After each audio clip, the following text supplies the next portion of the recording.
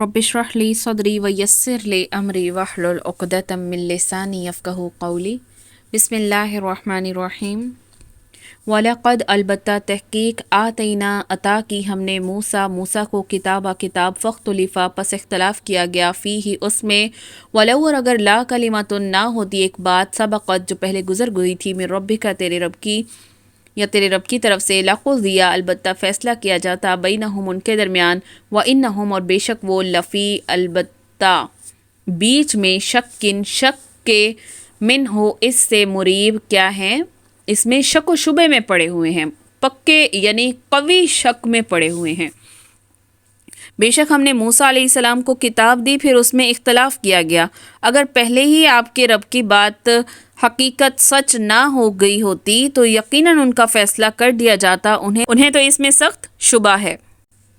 یعنی جس طرح آج قرآن کے بارے میں اختلاف کیا جا رہا ہے، کوئی کہتا ہے یہ پہلوں کی کہانیاں ہیں، کوئی کہتا ہے یہ جادوگری ہے، کوئی کہتا ہے قرآن اس نبی کی تصنیف کردہ ہے یعنی خود سے گھڑ لیے، کوئی کہتا ہے یہ کسی دوسرے سے سیکھ کر یہ قرآن پیش کر رہا ہے، اور ایک حق پرست گروہ اسے اللہ کی طرف سے سمجھتا ہے۔ اسی طرح تورات میں بھی اختلاف کیا گیا تھا، اور لوگوں کا یہ جرم اتنا شدید ہے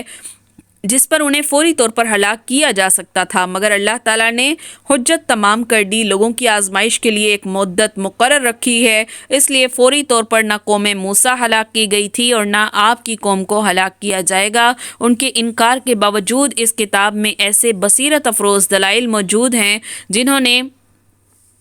ان کے دلوں میں اس کی سچائی کے متعلق شک ڈال کر ان کو بے چین کر رکھا ہے۔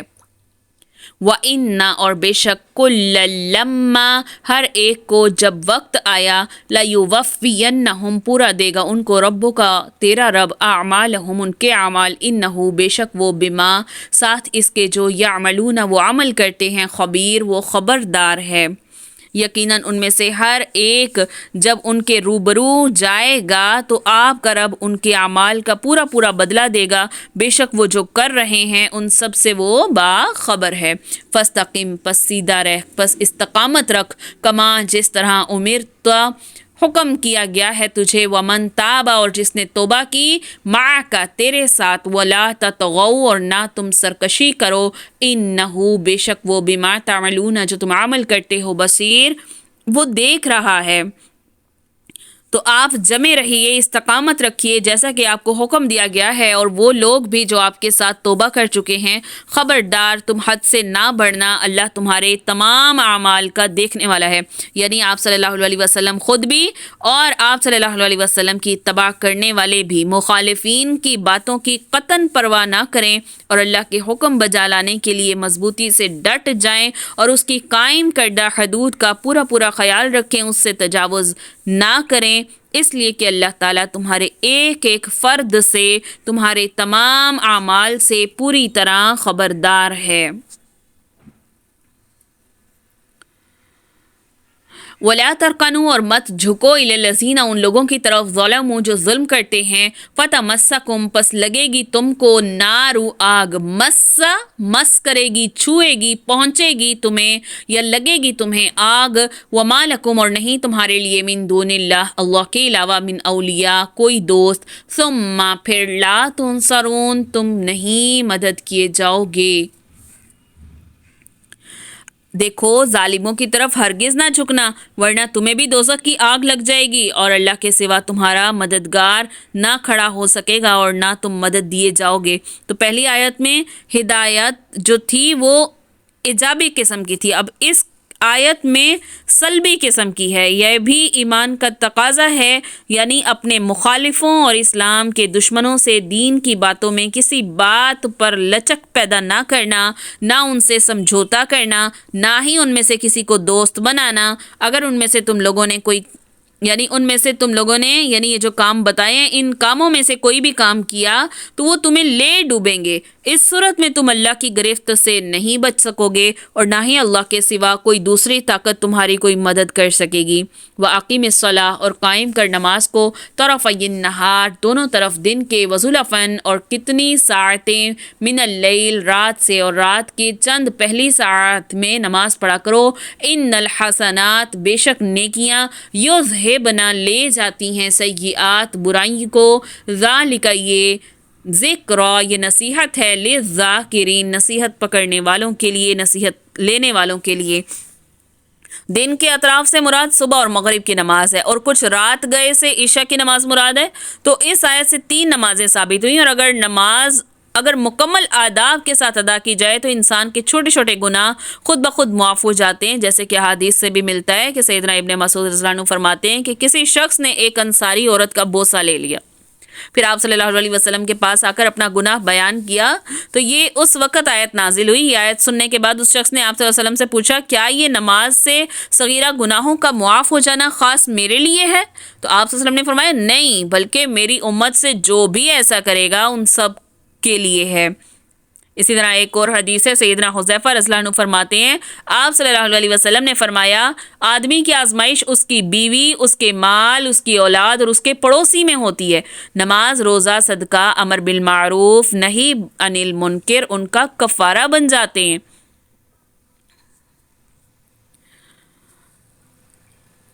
اور نیکیوں سے برائیاں دور کرنے کی 3 صورتیں ہیں۔ ایک یہ کہ جو شخص نیکیاں کثرت سے کرے اس کے گناہ معاف ہو جاتے ہیں، دوسرا یہ کہ اس سے برائی کی عادت چھوٹ جاتی ہے، اور تیسرا یہ کہ جس معاشرے میں نیکی کے کام کثرت سے ہو رہے ہوں وہاں برائیاں خود بخود وہاں سے رخصت ہونے لگتی ہیں، یعنی کہ سر نہیں اٹھا سکتی۔ یعنی تمہیں نیک بنانے، برائیوں سے بچانے کا بہترین ذریعہ کیا بتا دیا؟ نماز ہے، جس سے اللہ کی یاد تازہ ہوتی رہتی ہے۔ اس کی طاقت سے تم برائی کی انفرادی اور اجتماعی قوتوں کا مقابلہ کر سکتے ہو۔ وَاصْبِرْ اور صبر رکھ، فَإِنَّ اللَّهَ بے شک اللہ تعالیٰ لا یضیع نہیں ضائع کرتا اجر المحسنین نیکی کرنے والوں کا اجر ضائع نہیں کرتا۔ اس سے پہلی آیت میں نماز کی تاکید اور اس کے فائدے بیان کیے، اب اس آیت میں صبر کی تلقین کی جا رہی ہے کہ یہی 2 چیزیں ہیں، نماز اور صبر، جن کے متعلق مسلمانوں کو مشکل وقت میں، آڑے وقت میں اختیار کرنے کی تاکید کی گئی ہے، جیسے کہ سورہ بقرہ میں بھی ہم نے پڑھا تھا، وَاسْتَعِینُوا بِالصَّبْرِ وَالصَّلَاةِ، اور مدد طلب کرو کس سے؟ صبر سے اور نماز سے۔ تو یہاں پر وہی ذکر دوبارہ آ گیا، فَلَوْلَا پس کیوں نہ کان ہوئے من القرون قرنوں میں سے، یعنی امتوں میں سے، من قبلکم تم سے پہلے، اولو بقیہ صاحب شعور ہوش مند کیوں نہ ہوئے، ینہون وہ منع کرتے، عن الفساد فساد سے، فی الارض زمین میں، الا مگر قلیلا تھوڑے ہی، ممن ان میں سے جو انجینا نجات دی ہم نے، منہم ان میں سے، واتبع الذین اور پیروی کی، اتباع کی ان لوگوں نے، ظلموا وہ ظالم تھے، ما اترفو نہ دولت دیے گئے تھے، فیہ اس کے بیچ، وکانو اور تھے وہ، مجرمین گناہگار۔ تو پچھلی آیت میں کیا فرمایا 116 میں؟ اسی آیت میں ہے کہ پس کیوں نہ تم سے پہلے زمانے کے لوگوں میں سے ایسے اہل خیر لوگ ہوئے جو زمین میں فساد پھیلانے سے روکتے، سوائے ان چند کے جنہیں ہم نے ان میں سے نجات دی تھی، اور ظالم لوگ تو اس چیز کے پیچھے پڑ گئے جس میں انہیں آسودگی دی گئی تھی اور وہ گناہگار تھے۔ یعنی کیا مطلب ہے ان آیات کا؟ ان دونوں آیات میں قوموں کے عروج، زوال یا کسی قوم پر اللہ کی گرفت کا ضابطہ بیان کیا جا رہا ہے۔ ہوتا یہ کہ جب کوئی نبی مبعوث ہوتا ہے اور لوگوں کو ایمان لانے اور بھلے کاموں کی دعوت دیتا ہے تو اب یہ جو معرکہ ہے، حق اور باطل کی جنگ یہاں سے شروع ہو جاتی ہے، جس کے نتیجے میں اللہ مجرموں کو ہلاک کرتا ہے، اہل ایمان کو بچا لیتا ہے، پھر ان کے بچے ہوئے اہل ایمان کی اولاد میں سے پھر سے جو ہے برائی وہ جنم لینے لگتی ہے۔ اگر اس برائی کا پوری قوت سے سر توڑ دیا جائے تو معاشرہ عذاب سے بچا رہتا ہے، لیکن اگر غفلت برتی جائے برائی عام ہو جاتی ہے، اور پھر اہل اصلاح اور خیر کی دعوت دینے والے تھوڑے ہی لوگ رہ جاتے ہیں۔ پھر اگر یہ اہل خیر جو ہیں یہ نہی عن المنکر یعنی برائی کو روکنے کا فریضہ سر انجام نہیں دیتے تو بھی ان نیک لوگوں کی موجودگی کی وجہ سے اللہ کی طرف سے عذاب نہیں آتا۔ لیکن اگر یہ اہل خیر اتنے کمزور ثابت ہوں کہ نہی عن المنکر سے غفلت برتنے لگیں، یا اتنے تھوڑے رہ جائیں کہ ان کی آواز غیر مؤثر ہو کر رہ جائے، یعنی اس کا کوئی اثر ہی باقی نہ رہے اور برائی عام ہوتی جائے اور خوشحال لوگ اپنی عیش عیاشی میں ہی پڑے رہیں، تو اس صورت میں اللہ تعالیٰ کا عذاب آتا ہے۔ تو جو غفلت کرے گا اور جو غفلت برتتا تھا اہل خیر میں بھی، تو ان کو بھی نہیں چھوڑا جائے گا، اور اسی طرح جو ہے یعنی برائی کا پھیلنا بالکل اسی طرح ہے جیسے کہ گیہوں کو جب کیڑا لگتا ہے نا، تو جب اس کے ساتھ اچھے بھی رکھ دیے جائیں تو وہ اس کو بھی اپنی لپیٹ میں لے لیتا ہے. تو بالکل اسی طرح عذاب بھی اسی طرح سے، جو کہ برائی سے روکنے کی کوشش نہیں کرتے وہ بھی اس کی لپیٹ میں آ جاتے ہیں. وما کانا، اور نہ تھا، ربک تیرا رب لیہلک کہ وہ ہلاک کرے قرا بستیوں کو، بظلم اس کے ظلم کے ساتھ، واہلھا اور ان کے اہل کو، مصلحون نیکوکار. یعنی تیرا پروردگار ایسا نہیں ہے کہ بستیوں کو جبکہ وہاں کے باشندے نیکوکار ہوں ان کو کیا کر دے، ظلم کے باعث تباہ کر دے. اللہ ایسا نہیں ہے. یعنی ایسی صورت میں کبھی عذاب نہیں آتا کہ قوم میں اہل خیر موجود ہوں اور اصلاح کی کوششوں میں بھی لگے ہوں، پھر چاہے وہ تھوڑے ہی ہوں. ایسے لوگوں کی وجہ سے مجرم بھی اللہ کے عذاب سے محفوظ رہتے ہیں. عذاب تو صرف اس وقت آتا ہے جب سراسر برائی پھیل جائے، کیونکہ اللہ کو خواہ لوگوں کو عذاب دینے کا کوئی شوق نہیں ہے. وَلَوْ شَاءَ، اور اگر چاہتا ربک تیرا رب، لَجَعَلَ النَّاسَ تو کر دیتا لوگوں کو، أُمَّةً وَاحِدَةً ایک ہی امت، لا یزالون ہمیشہ رہیں گے، مختلفین اختلاف کرتے، لیکن وہ کیا کریں گے، ہمیشہ اختلاف کرتے رہیں گے. اللہ تعالیٰ نے انسان کو خیر و شر میں سے کوئی ایک راہ انتخاب کرنے کی مکمل آزادی دے رکھی ہے. اگر یہ آزادی، انتخاب اور اختیار جو صلاحیت ہے یہ انسان سے چھین لی جائے تو اختلاف کا نہ ہونا ممکن نہیں رہتا. تو جب تک یہ آزادی موجود ہے لوگ اختلاف کرتے ہی رہیں گے. اگر یہ آزادی انسان سے چھین لی جائے تو انسان کی تخلیق کا مقصد فوت ہو جاتا ہے، کیونکہ انسان کو خیر و شر کی راہیں جو ہیں وہ سجھا دی گئی ہیں. پھر اسی غرض کے لیے انبیاء آئے، اللہ نے کتابیں نازل کیں، لیکن تھوڑے ہی لوگ تھے جنہوں نے کیا کیا، اختیار کا درست استعمال کیا. زیادہ لوگ اسے جو ہے وہ غلط کار میں ہی استعمال کرتے ہیں. تو انسان کو یہ قوت ارادی، قوت اختیاری دی گئی ہے کہ وہ کیا اختیار کرتا ہے، ہدایت کو اختیار کرتا ہے یا برائی کو اختیار کرتا ہے. الا مگر من جن کو رحم کیا ربو کا تیرے رب نے، وَلِذَالِكَ اور اسی کے لیے، خلقہم پیدا کیا ان کو، وَتَمَّتْ اور پوری ہوئی، کلمۃ بات، ربک تیرے رب کی، لَأَمْلَأَنَّ البتہ بھروں گا میں، جہنم کو، من الجنتی جنوں سے، والناسی اور لوگوں سے، اجمعین سب کے سب.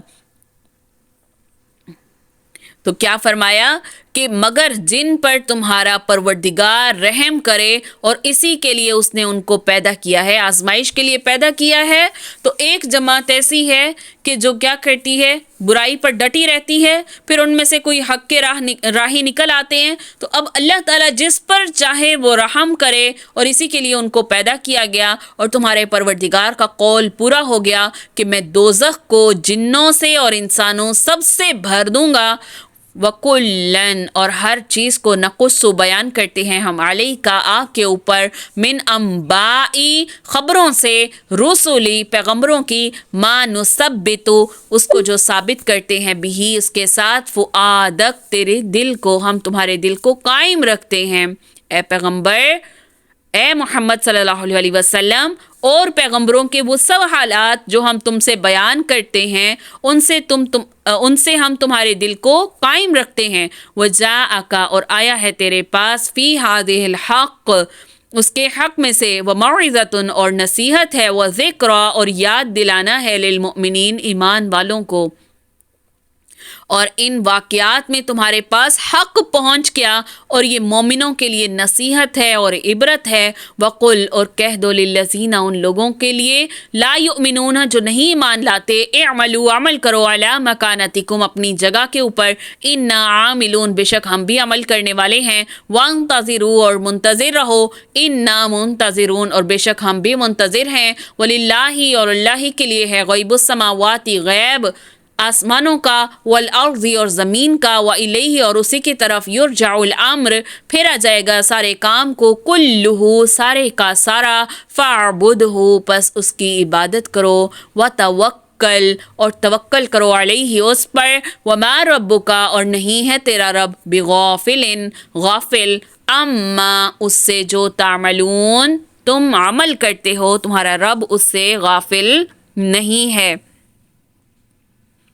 آیت نمبر 120 میں کیا فرمایا؟ رسولوں کے سب احوال ہم آپ کے سامنے آپ کے دل کی تسکین کے لیے بیان فرما رہے ہیں کہ آپ کے پاس اس صورت میں بھی حق پہنچ چکا ہو جو نصیحت اور واعظ ہے مومنوں کے لیے۔ تو انبیاء کے حالات جو بار بار بیان کیے، اس کے 3 فائدے بتائے ہیں۔ ایک یہ کہ جن مشکلات سے آپ اور آپ کے صحابہ گزر رہے ہیں، ایسے ہی یہ حالات تمام پچھلے انبیاء اور ان پر ایمان لانے والوں کو اٹھانا پڑے، ایسے ان کے ساتھ بھی پیش آئے، ایسے حالات سے وہ بھی 2 4 ہوئے۔ آخر اللہ نے مخالفین کا سر توڑ دیا اور انبیاء اور مومنوں کو بچا لیا اور کامیاب کیا۔ تو آپ صلی اللہ علیہ وسلم صبر سے کام لیں، اپنے عزم کو مضبوط رکھیں۔ دوسرا یہ کہ آپ اور آپ کے پیروکاروں تک سابقہ انبیاء کے صحیح حالات پہنچ جائیں جن کی آپ کو پہلے سے خبر نہیں تھی۔ تیسرا یہ فائدہ کہ ان لوگوں کے حالات میں آپ سب کے لیے بہت سے اسباق موجود ہیں، یعنی اللہ کے نافرمانوں کا بالآخر کیا انجام ہوتا ہے اور فرما برداروں کا